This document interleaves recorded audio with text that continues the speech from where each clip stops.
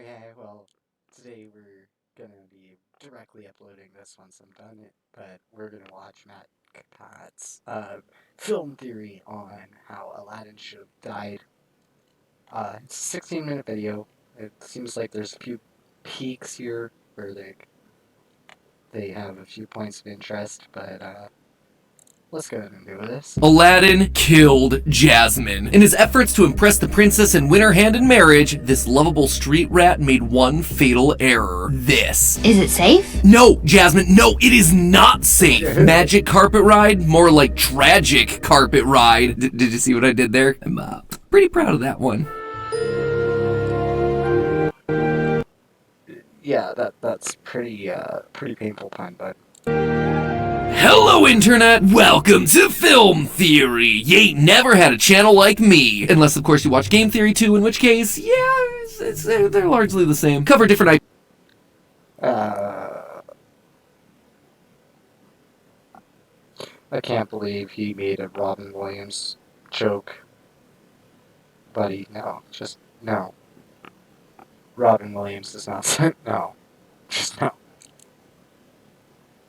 IP, I suppose. Or not, actually. Whoopsie! So anyway, Disney's not doing that hot these days, huh? They've had flop after flop at the box office, tentpole brands like Marvel and Star Wars are struggling, their back catalog's been tarnished by an onslaught of low-effort live-action remakes, and even the parks division is sweating heavily due to lower attendance and the shutdown of a $350 million hotel merely a year after its opening. Really kinda makes you yearn for the golden days of classic Disney, right? The Renaissance era, where every movie was a certified classic that would go on to shape the childhoods for generations of kids. I'm talking about the OGs here. Lion King, Little Mermaid, Beauty and the Beast, Aladdin. All the ones that have been bled dry for an extra $1 billion at the box office. Their originals are revered for a reason. Beautiful animation, amazing songs, timeless stories, traumatic nightmare fuel that'll need years of therapy to process. Oh, I'm sorry. Did you miss that last one? Blocked it out of your memory and all that? Well, let me refresh you. The Disney classics were rife for terror. There were the scary moments, of course, like Mufasa's death, the wolf attacks at Beauty and the Beast, Hercules literally withering to dust, and Prince Eric's ship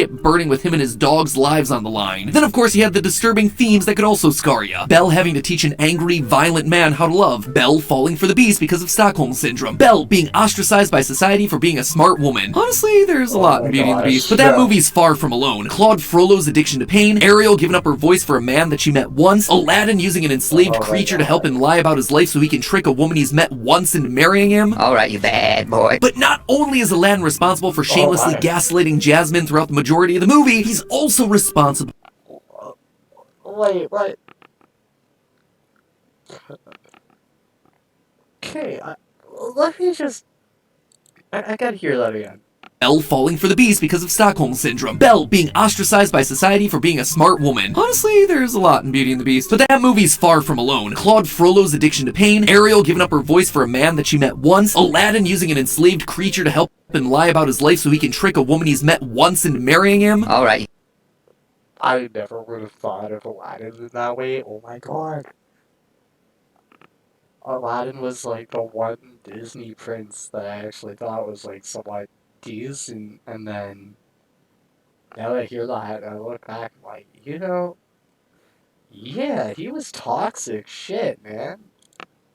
You bad boy. But not only is Aladdin responsible for shamelessly gaslighting Jasmine throughout the majority of the movie, he's also responsible for her murder. But she doesn't die in the movie, I hear you saying. And yeah, well, you're technically correct, his actions would have definitely killed her. See, about halfway through the film, Aladdin takes Jasmine on a magic carpet ride, during what's probably the film's most iconic musical number, A Whole New World. And during this little romantic getaway, the pair fly out of Agrabah to go visit the pyramids of Egypt, the Acropolis of Athens, Greece, and the Forbidden City of Beijing, China. Honestly, it's a pretty great date on paper. But when you actually stop and think about what's going on here, you realize one huge problem. They do all of this in the span of a single night. I mean, is that possible? And if it is, they must be traveling at speeds that would rip human flesh off the bone. Really puts this joke into a brand new context. Thank you for choosing Magic Carpet for all your travel needs. Thank you. Goodbye now. Goodbye. Goodbye. Goodbye indeed. Oh my god, GD's got, like... Okay, Mac, I gotta give you that. I gotta give you this one so far. Genie. So we ran the numbers to see if Aladdin's magic carpet ride would be a one-way trip to romance or a whole new world of pain. Join me, friends, as I make it crystal clear that now they're in a whole screwed world with you. Don't you dare close your eyes. So for us to figure out exactly how badly Aladdin and Jasmine would have been injured during their little romantic jaunt across the historical world, figure we should probably narrow down the main ways that we see this killing them. The big two, how high they're flying and how fast they're flying. Let's start off with how high they actually flew. We see Aladdin and Jasmine flying through clouds at multiple points in the song, which set off some alarm bells in my brain since, humans aren't technically supposed to be up that high. See, the higher up you go, the less dense the air is, and the lower the level of oxygen. When you get high enough, there literally isn't enough oxygen in the air for you to survive, and that's without even mentioning how cold it's going to be the further up you go. So overall, not exactly looking that great for our two little lovebirds. That said, would going up this high straight up kill them? To find out, I first decided to figure out how high they actually got, and I did that by identifying the clouds that they're flying through. Given the shape and volume of the clouds, I figured that they had to be either cumulus or cumulonimbus, given how fluffy and full they looked. Now, cumulus clouds are found up to 6,500 feet in the sky, while cumulonimbus clouds can reach as high as 20,000 feet. Much higher. So, which altitude are we talking about here? Well, given that we also see the carpet fly through a flock of what appear to be cranes during part of the song, we can actually identify these clouds as cumulus, since cranes typically fly at an altitude of roughly 6,000 to 7,000 feet. As such, we're just going to call this altitude right here about 6,500 feet or 2,000 meters to keep things simple. So how cold would it be up there? And would Aladdin and Jasmine have died from some sub-freezing temperatures? Well, yeah. At about 6,500 feet, the temperature is going to be about 35 degrees Fahrenheit, or just about 1 to 2 degrees Celsius, slightly above freezing. So it might be a bit nippy for this couple, especially Jasmine considering how she's dressed. And given that they're spending the entire night up there, and likely experiencing some intense wind chill from flying fast, they might be hot under the collar, but the rest of their bodies are going to be ice cold. And sick. They're going to be sick as well. Altitude sickness to be exact. Between 5,000 and 10,000 feet in the air, the air pressure is low enough to cause headaches, nausea, fatigue, dizziness, and shortness of breath. This happens because of a fall in barometric pressure, which causes the tissue in your lungs and brain to swell in a And just as he's breaking this down, it's like, when you think about it, Disney actually mentions, like, don't you dare close your eyes. Well, she's probably trying not to pass out from the altitude sickness, right? So, I mean, that would really make sense looking back. in an attempt to get more oxygen. That being said, at this altitude, while it would be unpleasant, it wouldn't outright kill them. Fun fact, by the way, all of this is actually why planes are pressurized. It keeps the pressure the same as where you took off, so the oxygen levels remain stable, while also protecting you from the colder temperatures at the much higher cruising altitudes. Okay, so if the height's gonna make them chilly and woozy, what about how fast they're flying? Well, to figure this one out, we're gonna need a few key bits of information. How far they traveled and the time frame they do it in. Let's start off with the distance, shall we? Obviously, the pair start off in the city of Agrabah, but Agrabah is not exactly a real place, so how are we supposed to figure out where we're gonna be? Well, we've got ourselves a few options. Geographically, we know that it's a city in the middle of a desert, but we also know it's close to either a lake or large river. We know this thanks to a moment in the middle of the movie when Aladdin is nearly drowned by Jafar's goons. Additionally, we have to remember that the opening song is straight up called Arabian Nights, implying I would honestly say this is either Arabia or India, but they're pretty close together, so... that Agrabah is in Arabia, a very specific place. This peninsula in West Asia between Africa and Southeast Asia. So where exactly are we? Well, a lot of fans online assume that Agrabah is located near the River Jordan, because in the intro, the merchant says this. Welcome to Agrabah, city of mystery. The finest merchandise this side of the River Jordan, on sale today! However, when you actually break down what he's saying here, he's not denoting how close to the River Jordan they are, only that Agrabah has the finest goods on this side of the River Jordan. That could literally mean anywhere to the east or the west of the river. You know, basically the entire planet. Plus, in the Aladdin animated series, though we do occasionally see a river in the show, it's never explicitly called anything, let alone the Jordan. So, long story short, we're actually gonna need something else here. Elsewhere in the opening song, the merchant says that he comes from a faraway place where the caravan camels Caravan camels would be in Egypt, I believe. We'll see what he says, but I mean, like, that would make sense. I don't have YouTube Premium, sorry guys, we're gonna have to... We didn't know if we could actually afford to buy a home. But with a better rate mortgage from Quest Mortgage, we finally got there. With Quest Mortgage, you could have more money for what matters most. Good for that.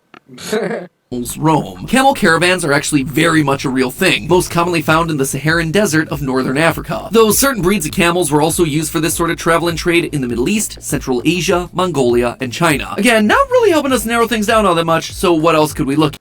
We could look at where the actual story of Aladdin originated, which isn't where you'd expect. The original version of the tale actually comes from China. Again, not really working for our story here because this one's clearly based on the Middle East. So then I thought maybe we could use the clothing of the characters and the architecture of the city to try and pin something down. The architecture from Agrabah's palace clearly took inspiration from the Taj Mahal of India. It's even located in a city named Agra. So I thought we might be getting somewhere, but here's the thing. India is nowhere near the Arabian Peninsula. Arabian Nights are not happening there in that subcontinent. So back to the drawing board. The clothing worn by characters like Aladdin, Jasmine, and the Sultan resemble what would have been worn by citizens of the Iraqi city Baghdad, though with a lot of artistic and cultural shortcuts and inaccuracies thrown in by Disney. So that right there is a pretty strong lead that gets even stronger once you consider this. According to John Musker, co-director of the film, the first treatment of the movie was set in Baghdad, Iraq. However, while the movie was in development, the first Gulf War broke out in the area, and corporate executive Roy Disney insisted that Aladdin couldn't be explicitly set in Baghdad, and thus Agrabah was created as a stand-in. And there is a bit of evidence in the movie for why this lines up with everything else that we've talked about. Geographically, Baghdad lines up with what we see around Agrabah, with the vast swaths of desert. The city is built on the Tigris River, which could be a stand-in for all the bodies of water that we see in the movie and the show. Baghdad was historically one of the most important urban stops along the Silk Road, which would have seen camel caravans stopping by frequently. It's also right on the edge of Arabia, so could be argued to be a part of it, thus giving it Arabian Nights. Additionally, in the Cave of Wonders, you can spot this statue of Lamassu, an ancient Mesopotamian deity which originated in Sumerian territory, very close to where modern-day Baghdad is located. Pretty much all the clues match, which means that we're going to be using Baghdad as our stand-in for Agrabah for our purposes today. So now that we know roughly where Aladdin and Jasmine start their journey, where do they actually go? Well, over the course of the song, we see them fly through the pyramids and past the Sphinx outside Cairo, Egypt, then up to the Acropolis in Athens, Greece, before completing their little song at the Forbidden City in Beijing, China. Doesn't take a geographic genius to see that right there, that is a long journey, but just how long exactly is it? Well, let's break it down. Assuming that the carpet took the shortest possible route between each stop on its journey, it's roughly 780 miles or 1,260 kilometers from Baghdad to Cairo. The second leg from Cairo to Athens is a bit shorter, 700 miles or 1,120 kilometers. The most harrowing leg of the journey would be from Athens to Beijing so they could catch those fireworks, which is a staggering 4,730 miles or 7,600 kilometers. Oh, I just feel my legs cramping up thinking about that flight. Finally, flying from Beijing back to Baghdad to get home in time for the Sultan to not start a manhunt, it would be another painful 4,000 miles, 3,920 miles to be specific, or 6,310 kilometers. Just in case you weren't keeping track there, that means that during their little date night, Aladdin and Jasmine flew a jaw-dropping 10,130 miles or 16,300 kilometers. That is a lot. If you did this on a normal commercial flight, it would take you over 20 hours. The longest normally operated nonstop flight in the world flies between Singapore and New York City. That one clocks in at just over 9,500 miles or 15,300 kilometers and takes nearly 19 agonizing hours. So now that we know how far they flew, how fast were they going there? Since Aladdin gets Jasmine back to Agrabah before any sorts of alarms of missing princess are raised, this absolutely would not have taken the 20 plus hours that it would take a modern airplane. In fact, when I started researching this theory, I actually wondered if it was going to be possible for all of these locations to be nighttime at the same time. But considering that Beijing is the only real outlier here, just 5 hours ahead of Baghdad, Cairo, and Athens, it should be possible. But that does beg a bit of a bigger question here. Sure, it's possible for all these places to be night at the same time, but how long do Aladdin and Jasmine actually have to fly this far? When Aladdin gets to Jasmine's window, it's already dark out, with the stars clearly visible in the night sky, which puts it decidedly after sunset, and they still need to catch the fireworks over in Beijing before heading back to Agrabah. So when are those fireworks possibly happening? Now sadly, I have to admit, I do not have a 1,000-year-old fireworks schedule from Beijing to double check the time here. But you know what? We're gonna make a pretty reasonable estimate. First off, we're gonna assume that this is happening on the Chinese New Year for a Couple of reasons. During the scene, we see a dancing dragon, which is a traditional Chinese puppet used during celebrations. The large, impressive display of fireworks also tells us that this is some sort of a festival. And this is important because fireworks during the Chinese New Year can last into the wee hours of the morning, giving Aladdin and Jasmine the most possible time to leave Baghdad Agrabah, pass by the pyramids and Acropolis, and then head on over to Beijing to watch the fireworks on this building. That right there, that's the Forbidden City, an imperial palace at the center of the city of Beijing. Of all the landmarks that they visit, this one was actually the last to be constructed, completed in the year 1420. So, using that, we know that at the earliest this movie can take place is the year 1420. And just to keep things simple, we're going to be using that as our new year here. The Chinese New Year is a festival that celebrates the beginning of a new year on the traditional Chinese calendar, which usually falls on the second new moon after the winter solstice. In the year 1420, the Chinese New Year began on January 24th, and according to the National Oceanic and Atmospheric Administration, the sun set in Baghdad that day at approximately 5:22 p.m. Let's just make it an even 5:30 to keep it nice. In modern day China, during festivals like the Chinese New Year, festivals can be set off continuously for up to 2 hours after midnight. So that right there gives us our flight cutoff. We are getting to Beijing by 2 a.m. at the latest. Using what we found out earlier about flight distances, if you were to board a commercial flight from Baghdad to Cairo to Athens to Beijing, that would normally take over 12 hours to fly. And that's not even considering the fact that they need to be back in Agrabah by the morning. But since Beijing is 5 hours ahead of Baghdad, that puts the time there at 10:30, meaning that Aladdin and Jasmine only have roughly 3.5 hours to travel the 6,000 plus miles between all their stops before that fireworks display ends in Beijing. So to make it, they need to be traveling just about 1,775 miles an hour, or nearly 3,000 kilometers an hour. That is more than twice the speed of sound, which opens up a massive can of worms because moving.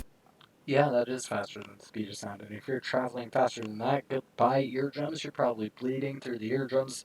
Yeah, no, I think Aladdin and Jasmine are pretty dead at this point, just looking at this guy's analysis. By the way, guys, don't forget to hit the like and subscribe buttons if you're enjoying this video.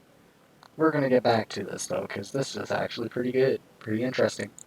Faster than Mach 2, that is no joke. They're going to be subjected to some crazy forces. Using this drag equation, and the fact that Disney mandates their Aladdins in the theme parks to be between a height of 5'10" and 6 foot, we can calculate that Aladdin and Jasmine are both facing roughly 144,000 newtons of force every single second that they're flying on that carpet. To put that insane amount of force into perspective, an average person experiences about 67,000 newtons of force in a 40-mile-per-hour car collision. And that's just one quick hit, not every single second that they're in the air. The strongest bone in the human body is the femur, your thigh bone, and snapping a femur only takes about 4,000 newtons of direct pressure. During this date, Aladdin forced him and Jasmine to experience more than 36 times that amount of force. I actually wondered if this would be powerful enough to rip the skin clean off their bones, but running those numbers against the tensile strength of skin meant that you needed something closer to 10 million newtons to make it happen. It would still be enough to break their bodies and send Aladdin and Jasmine hurtling off the carpet, falling to the ground below. In case of emergency, the exits are here,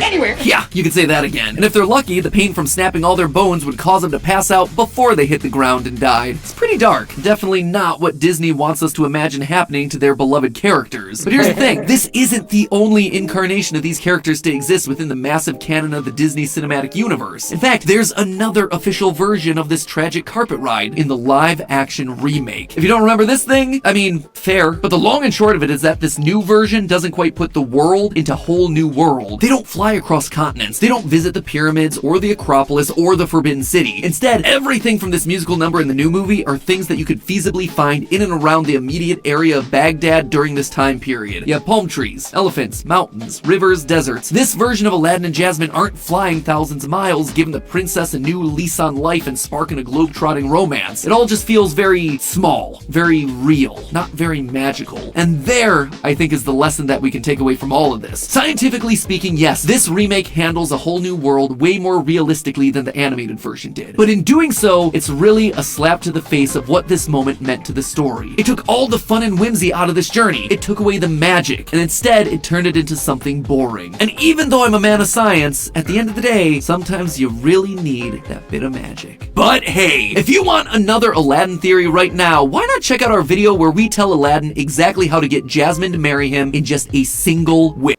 ish. Or if you want to know how horrifying another Disney Renaissance classic would be if it were real, check out our theory where we see what a real-life Little Mermaid would actually look like. Spoiler alert, you will not want to kiss the girl. And as always, remember, my friends, it's all just a theory. A film theory! Okay, so, yeah. Matt Pat definitely has some interesting takes on that, guys. I hope you liked that. I honestly was not expecting to actually agree on that theory, but yeah. Thank you very much for watching this. I definitely found it entertaining, and if you guys want to see more of that, hit the thumbs up on the video, like this video, you know. Hit the subscribe and notification bell, and that way you won't miss any of my uploads. Make sure you put that notification bell onto all, that way you don't miss a thing. Alright, ciao for now.